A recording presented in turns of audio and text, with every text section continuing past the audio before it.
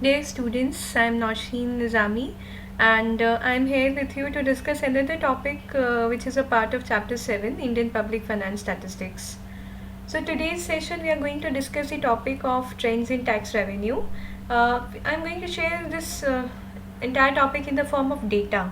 We are going to compare the tax revenue trends in the last few years across different tax indicators under different tax heads.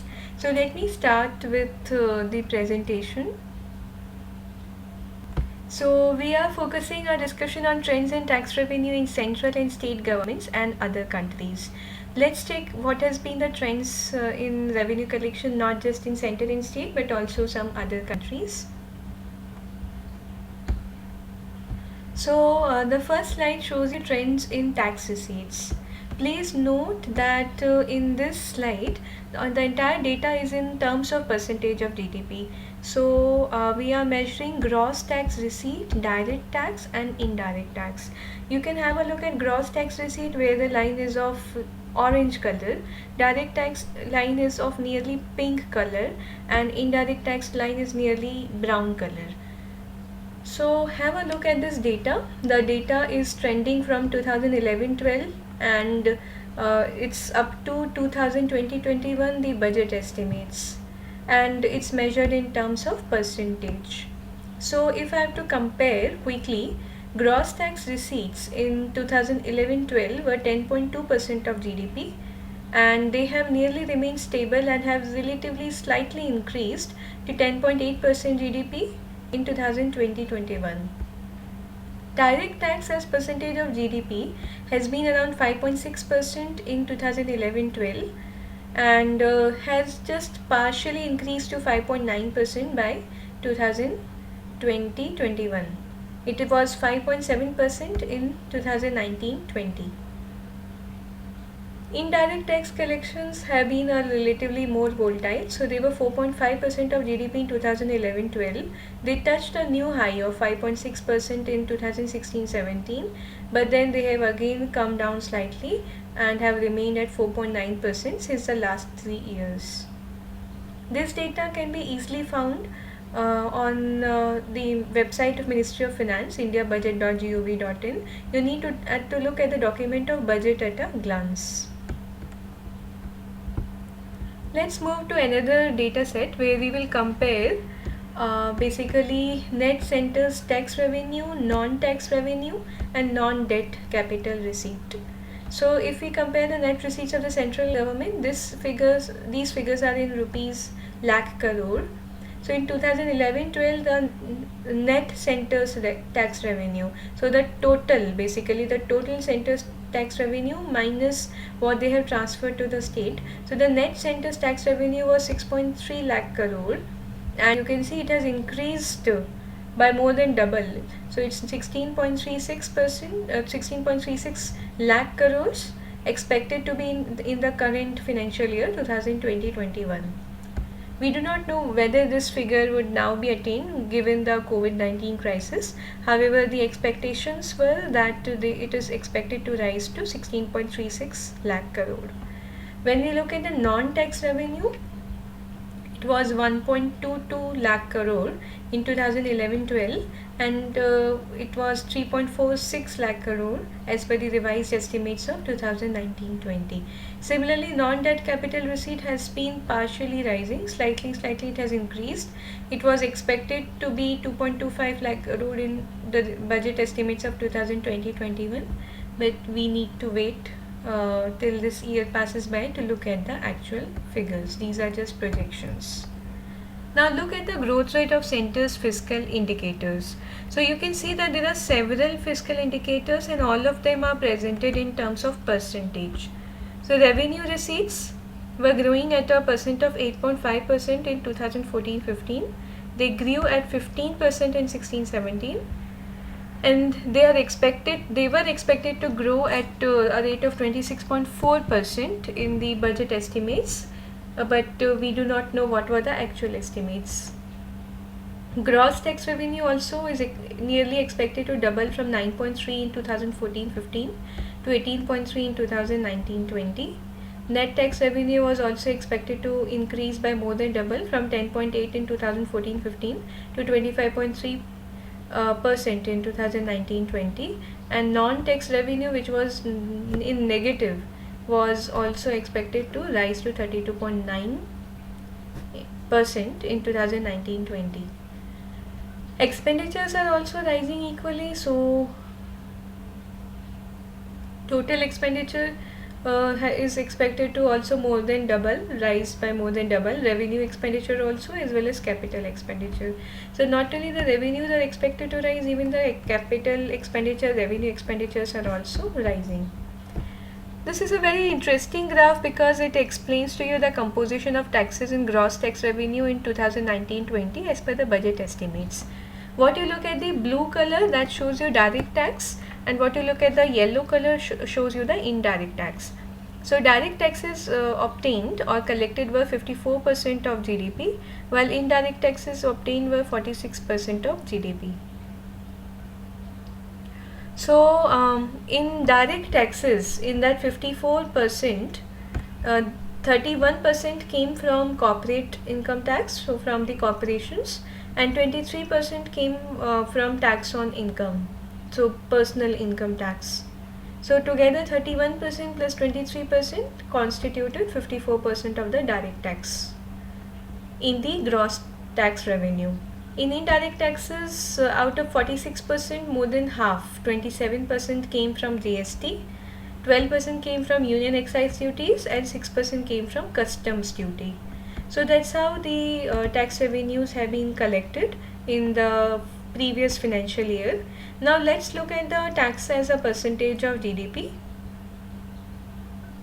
So taxes as a percentage of GDP also have been steadily either rising or they have been stable. So if you look at the figures of customs duty, which is in yellow, it was 1.5% of GDP in 2015-16, but now it has reduced to 0.7 in 19-20. Tax on income, which is personal income tax, has remained more or less stable. Slightly it has increased from 2.1 in 2015-16 to 2.7 in 2019-20. Similarly, corporate income tax has also relatively been stable. What has really increased are the GST collections from 2.6% of GDP from 2017-18, the year in which it was launched, to 3.1% in 2019-20. Union excise duties have also been reducing from 2.1 in 2015-16 to 1.4% of GDP in 2019-20. Let's look at the revenue receipts of states. So when you look at the revenue receipts of states, this data you can find in RBI state finances. So you will find that in the own tax revenues given by brown color, own non-tax revenues given by yellow color, and total central government transfers to states are given in green. So you see that most of the states, they depend on even the center transfers because they don't have enough resources to generate revenue. But with whatever resources they have, you can see that the state revenue receipts have increased from 7.8% in 2014-15 to 13.6% in 2019-20 as per the budget estimates. While the own non-tax revenue has also slightly increased from 1.4% of GDP in 2014-15 to 2.4% of GDP in 2019-20. And 6.7% was the total central government transfers of states in 2014-15, which have slightly increased to 13.2%. That means you can say it has more than doubled, 6.7 to 13.2% in 2019-20 as per the budget estimates. Let's look at the GST collection monthly trends. These data points of green color are comparing the GST collection in the same month in 2018-19, and with the blue color is showing in the year 2019-20. So you see that all these figures are in rupees crores. So in April, in which of the months the GST collection in financial year 2019-20 has been higher than the previous year?